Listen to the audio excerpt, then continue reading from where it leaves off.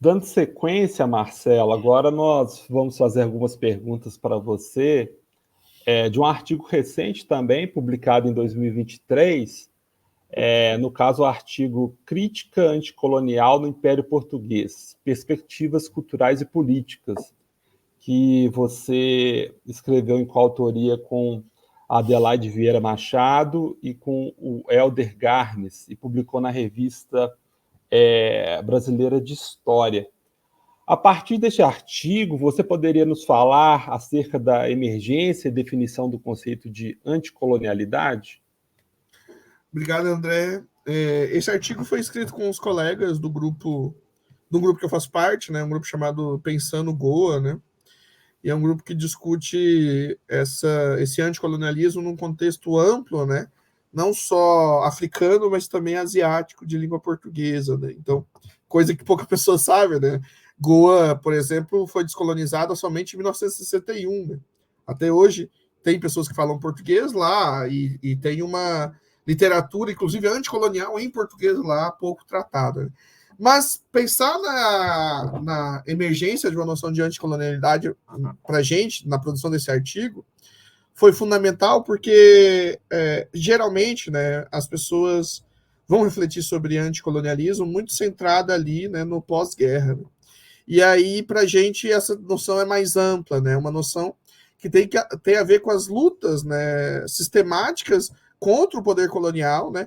E pensando no contexto do Império Português ali, especialmente no século XIX, a gente tem uma série de manifestações, né, por todas as colônias ali que ainda após o Brasil se descolonizar continuava, como Angola, Moçambique, Cabo Verde, né, Guiné, a chamada Guiné-Bissau, no contexto asiático, Goa, Timor, né, Macau, complicado chamar de colônia, mas enfim, o fato é que você tem uma tradição de anticolonialismo em língua portuguesa que é muito secundarizada, né? Então, por exemplo, a gente consegue, né, mencionar muito rapidamente aqui, se eu perguntar, nomes como Frantz Fanon, a gente consegue mencionar nomes, né, o próprio Sartre, uma série de outros intelectuais anticoloniais ali num contexto de língua francesa, língua inglesa, né? E para a gente, a sensação e por isso que a gente produziu esse artigo, né, a sensação é de que não há uma teorização, né, anticolonial nesse universo de língua portuguesa. Né?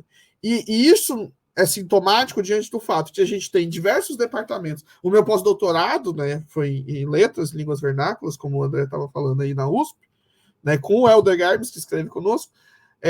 E aí uma sensação de que, bem, em língua portuguesa você tem a luta, você tem a militância, mas você não tem uma teorização profunda. Então, por exemplo, Amílcar Cabral, que faz 100 anos nesse ano, ele é visto como militante, mas ele não é visto como alguém que produz uma epistemologia importante para as ciências humanas. Né? E outros nomes sequer as pessoas vão saber. Mário Pinto de Andrade, Eduardo Mondlane, no caso de Goa, Tristão Bragança Cunha. Enfim, então há um longo histórico de lutas anticoloniais por todo o Império Português, que é fundamental para a produção de uma noção de anticolonialidade dentro desse contexto. Né? E por que a gente não acessa isso? Porque as editoras, no geral, né, elas não publicam esses livros, né, que são em língua portuguesa, o que é mais grave, na minha opinião. Né? Para não falar dos romances, pensando só nos ensaios, mas os romances ainda é mais grave, né? A gente, no máximo, vai conhecer o Mia Couto, que é uma literatura mais pós-colonial. Mia Couto e outros por aí, mas não tanto essa tradição anticolonial, né? Nem na literatura. E é muito grave quando a gente pensa nos diversos departamentos de letras e literaturas africanas que tem no país, e não há um esforço. E eu sei dos problemas das editoras das universidades, nós temos vários, né? Mas não há um esforço de produção e publicação desses textos. Então, se fala desses caras, existe artigo, se você acha do Scholar, mas não se publica eles para a gente ler. Né? E isso é muito grave, na minha opinião. Né? Então, ou seja, sempre esse uso instrumental de um teórico africano, de um romancista africano, mas não há uma tentativa, uma mobilização de publicá-los, né, em si. E isso, para mim, é uma lógica, e aí, é claro, a gente pode discutir isso, mas uma lógica que um cara como Nelson Maldonado Torres vai chamar de um extrativismo epistêmico. Né?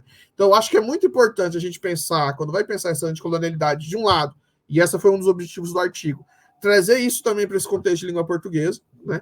Pensar isso para além do pós-guerra, né? Como que isso vai se desdobrar, né? Ali desde os primórdios do século XIX, né? E aí, quando a gente pensa no contexto afroasiático, a coisa fica mais complexa ainda, né? Se a gente pensar aí, né, no papel que tem desde Gandhi e diversos de Tagore, por exemplo, e vários outros escritores que já estavam produzindo uma reflexão anticolonial muito antes, às vezes, do contexto africano. Isso não é mencionado, né? As solidariedades afroasiáticas que vão existir, né? A gente não sabe, mas existiu uma liga anti-imperialista em Bruxelas em 1927, né? Ou seja, e essa liga ela conglomerava intelectuais, tanto do contexto africano, que já estavam mais ou menos pensando anticolonialismo, né? Porque o anticolonialismo africano ele é impulsionado somente após o pós-guerra, mas na Ásia essa coisa já estava muito forte, né? Não à toa, né, que a Índia vai se libertar em 47, já havia um movimento anticolonial muito anterior a isso, né? Quer dizer, como essa ideia de anticolonialidade, portanto, ela tem que ser pensada, né, através desses fenômenos de resistência anticolonial. E essas resistências, elas também não partem somente dessa luta política só, mas também uma resistência epistêmica, né? Eu falava aqui, né, dessa ideia do colonialismo como um tempo vivido, né, no caso do Brasil e da América Latina. Então, quer dizer, como que o antirracismo, nesse sentido, né, ele se imbrica ao anticolonialismo na vivência, por exemplo, dos indígenas, na vivência dos quilombolas, na vivência dos negros, né? Então, essa noção de... E aí eu parto muito da tradição decolonial, André e Ana, no sentido de que aquela coisa de que, bem, existe, claro, o colonialismo político, mas existe também a colonialidade. Né? E a colonialidade, ela se perpetua a despeito da superação de uma dependência política, apesar de que até isso é possível questionar na realidade. Né? Quer dizer, a dependência econômica, política, que o neocolonialismo vai estudar também é algo, enfim, nem isso de uma certa maneira é superado. Mas pensando no âmbito desses grupos que são subalternizados, né, e que são reconfigurados através, né, do racismo, nós temos assim a permanência de um colonialismo e, portanto, de um anticolonialismo. Né? Eu acho que é impossível dizer em sociedades racistas que o colonialismo deixa de existir. Na verdade, ele vai se reconfigurar por outras vestes, mas na verdade ainda é colonialismo. Né? Eu diria com o Samir Amin, né, inclusive, que o colonialismo é o capitalismo realmente existente. Né? Ele fala isso em um artigo bem interessante, e de como as formas como esse colonialismo vai se recompondo no tempo, elas vão recompondo também esse capitalismo, ou esse capitalismo racializado, como alguns gostam de dizer. Né? Então, quer dizer, em resumo, André, para não ficar confuso, eu acredito que a anticolonialidade ela deve ser vista nesse processo dialético que coesiona, né, desde a primeira modernidade, capitalismo, colonialismo e racismo. Essas três coisas elas não estão separadas, elas estão juntas. Então, para a gente pensar em anticolonialidade, a gente tem que pensar nessa relação, né, que está imbricada entre capitalismo e racismo. E de como isso produziu, né, não só essas formas de opressão e daquilo que o Valentim Mundib vai chamar, né, de uma biblioteca colonial, mas também as formas de resistência a essa mesma biblioteca colonial, a essas mesmas práticas que são constituídas por essas diversas formas de colonialismo, sejam eles formais ou velados. Né? Perfeito, Marcelo. Ainda sobre esse artigo que você publicou na Revista Brasileira de História com os colegas, como o debate pós-colonial tem sido apropriado nas espacialidades latino-americanas e caribenhas de língua espanhola e portuguesa? Eu acho esse um debate fundamental, tem muito a ver com o que eu falei anteriormente. Né? Há uma geopolítica do conhecimento, né? Na forma como se circula as traduções, na forma como se circula as produções e na forma como esse conhecimento é legitimado pelas academias ocidentais centrais. Né? Então, quer dizer, como que o anticolonialismo no contexto latino-americano e caribenho, ele não tem um destaque central pelo fato de que a língua que se é usada não é o inglês. Né? Então, isso é uma dimensão básica, mas uma dimensão fundamental. Né? Mas, no entanto, nós, né, latino-americanos e caribenhos, produzimos, ao longo do tempo, uma visão sobre o colonialismo, né, que se imbrica muito a essa tradição dialética do colonialismo, do capitalismo e do racismo. Né? Desde que a gente pense, por exemplo, né, os próprios teóricos da dependência, o pensamento cepalino, de uma certa maneira, apesar de todos os limites ali, como que eles foram fundamentais, né? Esse marxismo latino-americano, apesar de todos os limites que a gente pode atribuir, como eles foram fundamentais para reconfigurar, né, uma discussão sobre o caráter colonial, né, e a permanência desse colonialismo no tempo presente. Né? E quando a gente pensa como os decoloniais, de uma certa forma, e essa é uma leitura minha, né, que eu tenho pensado aí dentro dessas confusões do que se tem colocado que é decolonialidade, de como o que a gente chama de decolonial, na realidade, é a expressão do pensamento latino-americano que sintetiza vários desses avanços de longa duração. Seja os avanços que os cepalinos fizeram, que os teóricos da dependência fizeram, que os marxistas latino-americanos fizeram, no sentido de repensar, né, essa dimensão que torna, de forma dialética, a relação entre capitalismo, colonialismo e racismo. Não à toa, né, como, né, se a gente pensar a importância de um marxismo negro, e agora a gente está tendo as traduções, né, do Cedric Robson, né, o Marxismo Negro, aí, um livro dos anos 80, não foi traduzido agora, né, em que ele vai trazer, por exemplo, como C.L.R. James, como Eric Williams, como, enfim, como esses teóricos estavam ali pensando no capitalismo racializado, porque para eles era impossível pensar o Caribe sem pensar essa relação entre colonialismo, capitalismo e racismo. Para eles era impossível. Né? E, no entanto, isso é o que está mais avançado do que a gente chama da teoria social. E quer dizer, o que os decoloniais vão fazer de uma certa maneira? Não vou dizer que é apropriar no sentido, né, de extrativista, como às vezes pode até acontecer que sim. Né? Mas, de uma certa maneira, o que eles vão fazer é sintetizar esses vários avanços que o pensamento latino-americano e caribenho vão produzir e vão dizer, ora, muito interessante isso que a pós-colonialidade está produzindo através dos estudos subalternos, das reflexões, né, que estavam sendo feitas ali nos anos 80 e 90. Mas existe uma particularidade do contexto latino-americano e caribenho no âmbito da formação da modernidade, que é a discussão racial, que é a relação entre racismo e capitalismo. Então, para mim, isso é essencial. E quando a gente vai discutir decolonialidade ou essas teorias e desracializa esse debate, a gente, de fato, está fazendo um desserviço para anos de avanço, né, no qual essas teorias têm avançado. Né? Então, o debate pós-colonial na América Latina e no Caribe tem como principal ganho, na minha opinião, trazer a discussão de raça para o centro. Né? Então, ao contrário do que de todos os avanços possíveis que a gente vai ver, né, em alguns dos teóricos pós-coloniais, apesar de que a gente pode discutir aí como o Eduardo Said talvez se diferencie disso, porque ele está discutindo, no fundo, raça, quando está falando de orientalismo, dá para a gente pensar isso também aqui, se quiser, mas o fato é que esses teóricos vão dizer de forma explícita que essa é uma questão central, esse novo padrão de poder construído, né, está ali muito centralmente, e é claro, né, a nível que Quijano é importante, mas a gente esquece que, por exemplo, na Jamaica, você vai ter a Sylvia Wynter. Sylvia Wynter estava dizendo coisas muito próximas ao que o Quijano estava falando nos anos 70, 80, né? Quer dizer, os dois estavam ali desenvolvendo teorias, não estou falando que o Quijano roubou dela, ou o contrário, mas o fato é que há uma tradição, né, marxista, uma tradição negra, radical, né, que está ali tentando pensar, né, essa economia política do capitalismo, mas pensando a questão racial, mas pensando a questão de gênero. Então, essas discussões acabam complexificando o que a gente vai chamar de pós-colonial e, portanto, do que a gente chama de anticolonialismo. Me parece, pelo menos.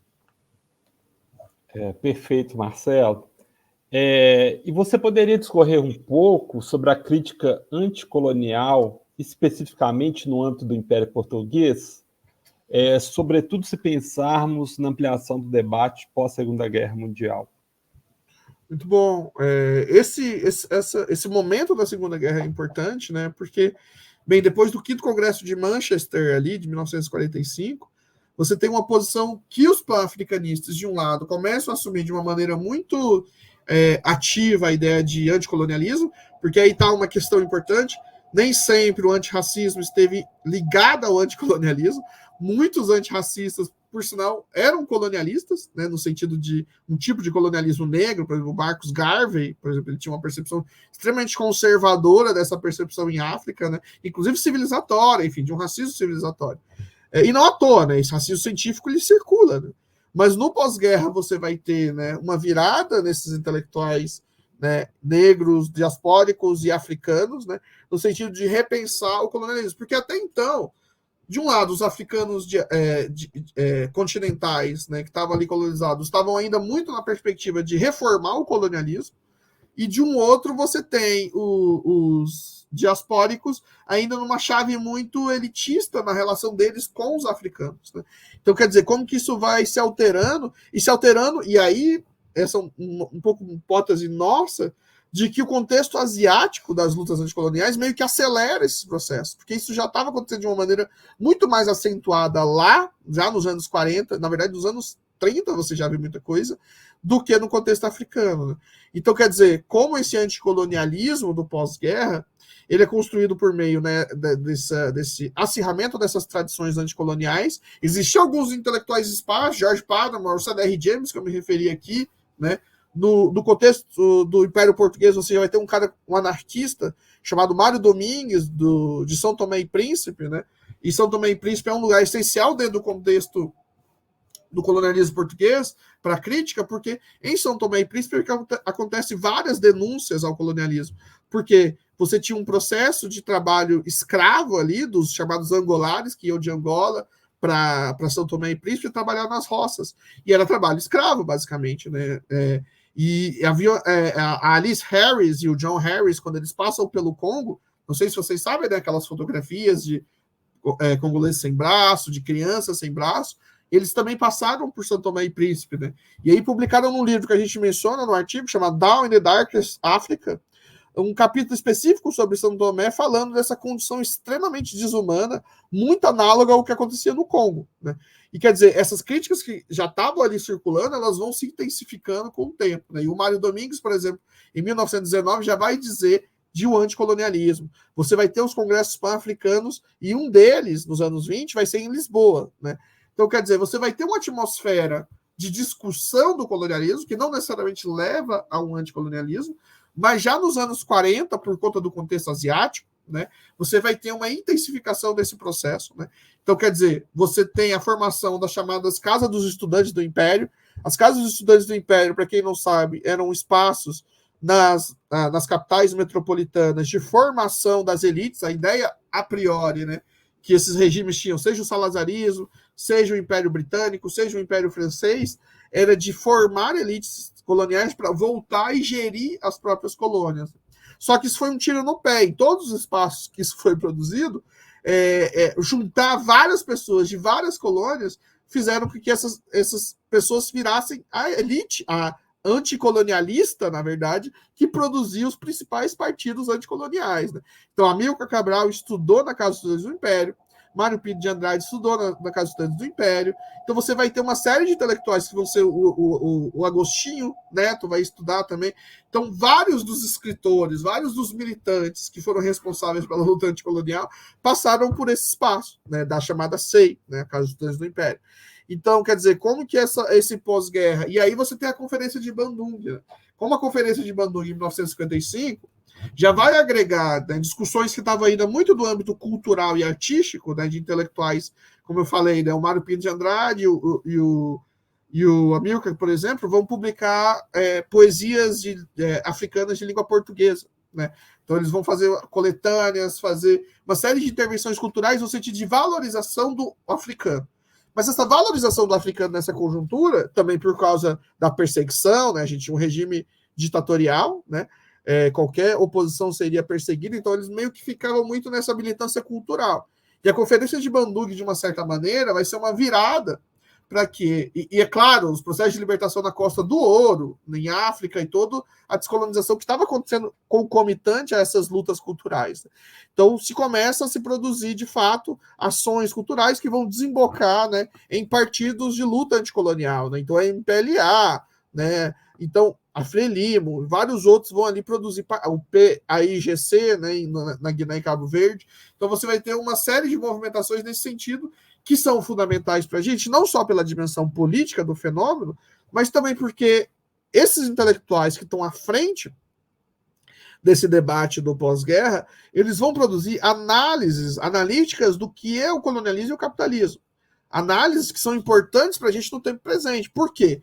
Porque Mário Pinto de Andrade, Amílcar Cabral, Eduardo Mandlani e outros, eles vão perceber uma coisa, né? Existe um texto muito fundamental do Mondlane, do Cabral, em especial, chamado Libertação Nacional e Cultura. E o Mondlane fez uma estrutura social, mitos e significados. Né? Nesses dois textos, né, assim como os textos anteriores do Mário Pinto de Andrade dos anos 50, você tem uma inquietação no seguinte modo, né? Se nós fizermos a descolonização, eles estavam fazendo, né? Será que a gente vai, de fato, libertar o nosso povo da cultura do colonizador? Essa era uma preocupação muito forte. E isso tem muito a ver com a discussão pós-colonial e decolonial. Né? Ou seja, em que medida, né, essa revolução que a gente está fazendo aqui a partir da guerra colonial, de fato, né, vai recompor a sociedade, vai criar uma nova sociedade, ou a gente, na verdade, vai recompor uma outra sociedade, mas que seja fundamentada na mesma lógica do colonialista. A gente só vai trocar, né, os mandantes, vamos dizer assim. E essa é uma preocupação muito central. E, no fundo, quando a gente vê, né, os ceticismos africanos pós-coloniais, eles estão muito imbricados a isso. Né? Quando a gente vê, por exemplo, as leituras que Valentim Mundimbe vai fazer nos anos 80, 90, o Attili Bembe e outros, tem muito a ver com esse ceticismo com relação ao que foi produzido dessas sociedades pós-coloniais africanas. Né? E também no contexto asiático você vai ver coisas parecidas nesse sentido, logo após a descolonização lá na Índia, nos anos 50, 60. Então, quer dizer, como que a descolonização política, a descolonização cultural, ela, na verdade, ela é incompleta, né? Da mesma maneira que ela é incompleta nos países que se descolonizaram nos anos do século XIX, né? Como no caso do Brasil, porque é isso, essa cultura ocidental moderna, ou como a teoria decolonial vai colocar, a modernidade e colonialidade, ela faz parte do tempo vivido nosso, né?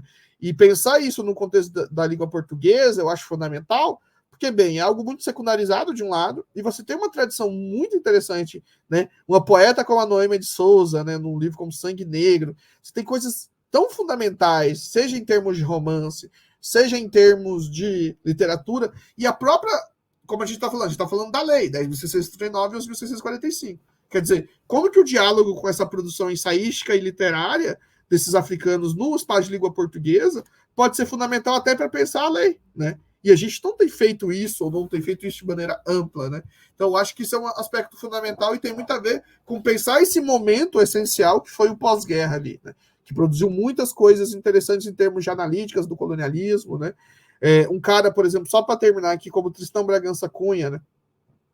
Que foi esse militante anticolonial, né, dos anos 30 a 58, ele morre 3 anos antes de Goa se descolonizar, coitado, ele não viu a Goa descolonizada, né, e é um cara, assim, essencial, sabe por quê? Porque ele está falando, por exemplo, de crítica da democracia racial, isso lá em Goa, né, e ele está falando isso dos anos 30, 40, porque a ideia de harmonias raciais ela é anterior a Gilberto Freire. Não foi Gilberto Freire que criou o mito da democracia racial. É muito anterior a isso. Né? E esse cara tá ali falando, não, a ideia, por exemplo, que se coloque aqui em Goa, né, casamentos interraciais, né? Eu tô viajando aqui já, gente, vocês me param se eu estiver viajando muito.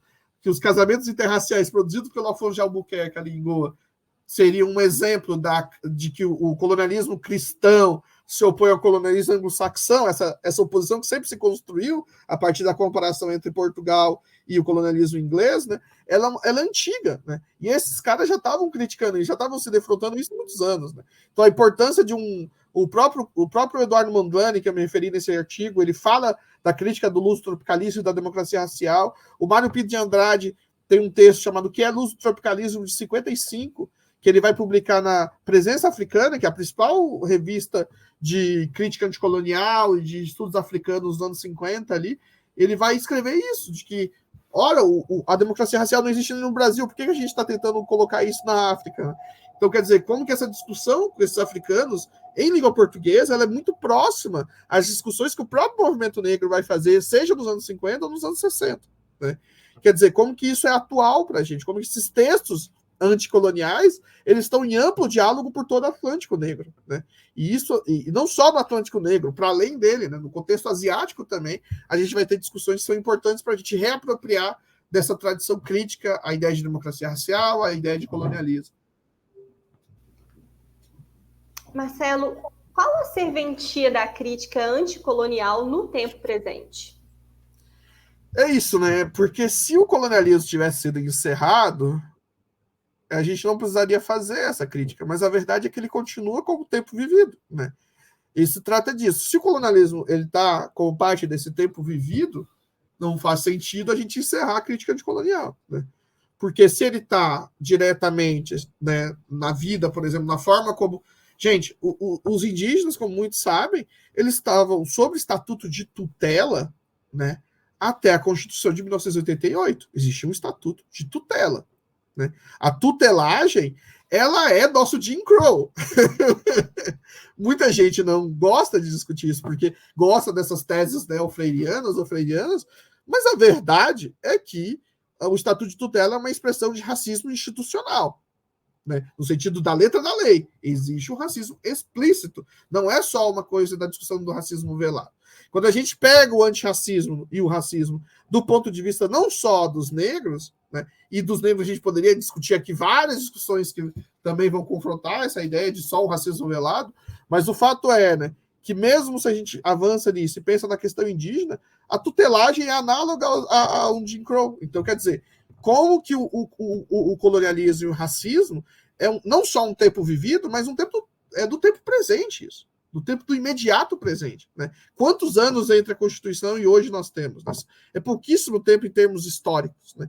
Quer dizer, como que esses currículos, para dizer da universidade e da educação básica, como a gente está falando há pouco, Ana, como esses currículos estão imbuídos de tradições extremamente estereotipadas, né? O que são os livros básicos da educação? Se a gente pega os livros que a gente tem produzido de 2000, 2010, mais especificamente para cá, e pega o que era a representação dos negros e indígenas nos anos 80 até 90, nessa aula que eu falei para vocês, que é uma sequência didática, eu falo para os alunos, não, tragam livros da sua casa aí, de antigamente, e vejam as representações. E os alunos trazem coisas assim, representação que associa macaco ainda, nos anos 90. Então, assim, como que essa coisa mudou de fato, né? E mudou porque há um tensionamento dos movimentos negros e indígenas e de militantes brancos antirracistas, né, que tem contribuído para a gente reconfigurar essa perspectiva tão colonial que é a escola. A escola é uma instituição colonial. O bispo falava disso, né? Infelizmente faleceu no ano passado, né? Falava desse caráter colonial da escola, esse caráter de molde de uma cultura hegemônica que tem a escola ainda, né? E de como uma lei como a 10.639 e 11.645 tem um papel fundamental para a gente recompor não só o espaço da universidade, mas também da educação básica, né? E para isso a gente precisa ativamente, né, se recompor da crítica anticolonial, da crítica antirracista, da crítica antipatriarcal, né? Para a gente poder reconstruir uma sociedade nova, que não seja baseada nesses elementos, né? É fazer como estava lá o Amílcar Cabral, né, que foi assassinado, né, antes da própria libertação de Guiné e Cabo Verde. O cara estava no meio da guerra colonial, mas pensando, ora, quer dizer, uma das questões dele, vejam, ele estava sendo bombardeado, estava sendo no meio de uma guerra, e uma das questões para ele era, olha, é preciso construir ele falava assim, a descolonização é um ato de cultura, é também um ato de cultura, né? Quer dizer, como que o cara que estava no meio da guerra, que foi assassinado pelo colonialismo, estava preocupado com essa recomposição da própria cultura, né? Então isso eu acho que é um legado para a gente poder pensar no presente. E Marcelo, como você vê as discussões sobre racialidade e anticolonialidade no âmbito da área de teoria da história e história da historiografia hoje? Eu vejo que muita gente, de uma certa maneira, né, aqui sem juízo de valor, mas de uma certa maneira foi obrigada a se transformar, e isso é bom, né? Porque a gente é contingenciado pela vida de várias maneiras e a gente tem que se transformar. E eu estou falando todos nós, não só pessoas brancas têm que fazer isso, todos nós. Inclusive, se for tratar disso especificamente com relação aos negros, por exemplo, a dificuldade dos negros de fazer a discussão indígena e de discutir antirracismo e racismo a partir desse ponto de vista também dos indígenas. De que, quer dizer, a ideia genérica que se reproduz hoje, negros não podem ser racistas. Bem, em relação aos indígenas, nós temos privilégios, sim. E a gente pode dizer até de privilégios, porque a situação dos indígenas é muito mais grave ainda em termos raciais, né? Mas pouca gente quer discutir isso. Mas, enfim, essa discussão da racialidade, né, anticolonialidade no nosso debate, eu acho essencial, né? Eu vejo, assim, que, de uma certa maneira, né, tem alguns apontamentos de que tem mudado, né? Essa ideia de história indisciplinada, essa ideia de de discutir o campo da teoria decolonial, agora dentro dos nossos debates, né? Eu acho que tudo isso tem enriquecido o debate, né? E tem demonstrado como a teoria da história não precisa ser só um cânone de escolas históricas que reproduzem teóricos europeus, ou que a gente se torna, né, aquilo que o Ron Barba chamava, né, da mimesis colonial, né, uma espécie de papagaio que fica repetindo se é o estruturalismo do Brodel, ou se é, enfim, entende o que eu quero dizer? Ou se é a adoção de experiência do Thompson, sei lá, né? Entende? Porque por muito tempo a gente ficou nisso, né?